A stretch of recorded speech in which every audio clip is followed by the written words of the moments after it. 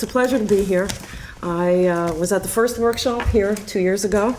I think it was a great success, and it's really a pleasure to be back again. My discussion of this document comes from my ongoing work on Jewish women, marriage, and the modern state. And it's part of my work in progress on a book which will be called Rachele and Her Loves, Marriage and Divorce in a Revolutionary Age. So we're not going to debate now whether the 1790s, a well-known revolutionary age, are to be considered early modern.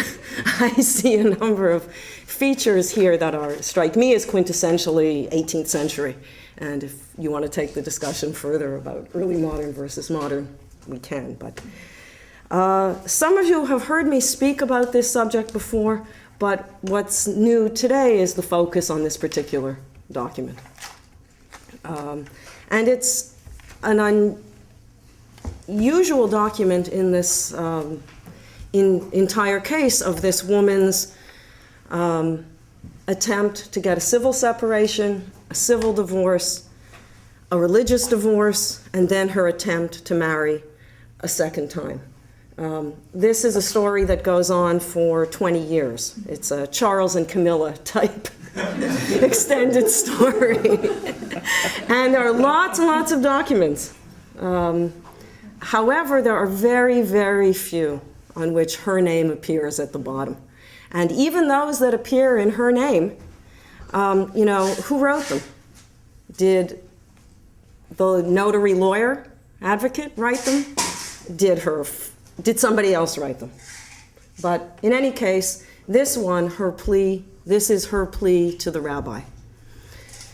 And I have to set in a little bit of context. So first I'll say a word about what I'm trying to do with this project, then I'll provide a little personal background on Rachele Morshane.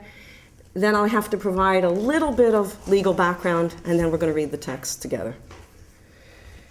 And I'll tell you what I find interesting, and no doubt other things will catch your eyes as well.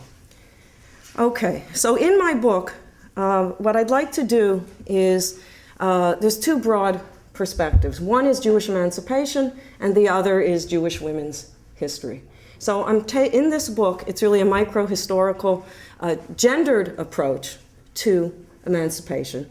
And I'm saying emancipation, let's say with a lowercase, i.e. the broad process of Jews becoming citizens in modern states. And sometimes that's the French Revolutionary model, and sometimes it's something like the Habsburg monarchy, which begins to interfere in Jewish life, but doesn't formally emancipate the Jews. So let's put it that way. I'm interested in the question of the state entry into the domain of marriage and divorce. And I mean that in a very particular way. I don't mean inheritance, and I don't mean cases in the past where there'd be conflicts in the Jewish community and one party would go to the local ruler and say, hey, would you please rule on my side and force the others to do what I want. What we're talking about here is not merely exceptional cases, nor are we speaking only about state intervention. We're speaking about the state imposition of civil marriage jurisdiction. Sometimes that's civil marriage with a purely civil ceremony. That would be the French Revolutionary model. And in the case that's relevant for us here, the Habsburg monarchy with Joseph II's marriage patent of 1783, we're talking about the state defining marriage as a civil act. Its interest is the civil contract.